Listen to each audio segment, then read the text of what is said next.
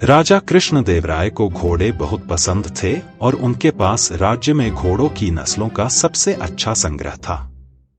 खैर, एक दिन एक व्यापारी राजा के पास आया और उसे बताया कि वह अपने साथ अरब में सबसे अच्छी नस्ल का एक घोड़ा लाया है। उसने राजा को घोड़े का निरीक्षण करने के लिए आमंत्रित किया। राजा कृष्णदेवराय को घोड़ा बहुत पसंद था, तो व्यापारी ने कहा कि राजा इसे खरीद सकता है और उसके पास अरब में इस तरह के 2 और हैं जिन्हें लेने के लिए वह वापस जाएगा।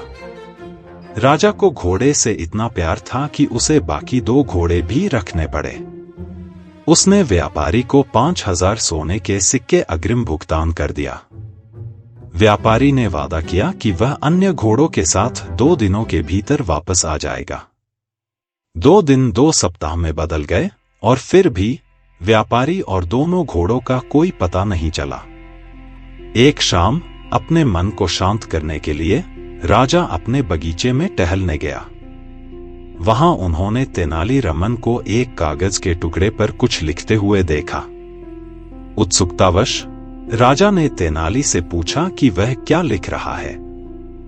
तेनालीरामन झिझक रहे थे, लेकिन आगे की पूछताछ के बाद उन्होंने राजा को कागज दिखाया। कागज पर नामों की एक सूची थी। राजा का नाम सूची में सबसे ऊपर था। तेनाली ने कहा कि ये विजयनगर साम्राज्य के सबसे बड़े मूर्खों के नाम थे। जैसा कि अपेक्षित था, राजा क्रोधित हुए कि उनका नाम सबसे ऊपर था और उन्होंने तेनालीरामन से स्पष्टीकरण मांगा। तेनाली ने घोड़े की कहानी का उल्लेख करते हुए कहा कि राजा यह विश्वास करने वाला मूर्ख था कि व्यापारी एक अजनबी 5000 सोने के सिक्के प्राप्त करने के बाद वापस आ जाएगा।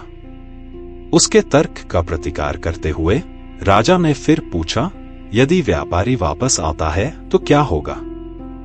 सच्चे तेनाली हास्य में उन्होंने कहा, उस स्थिति में व्यापारी एक बड़ा मूर्ख होगा और उसका नाम सूची में राजा की जगह ले लेगा। नैतिक, आपके पास मौजूद प्रतिभाओं और उपहारों के बारे में विनम्र रहें।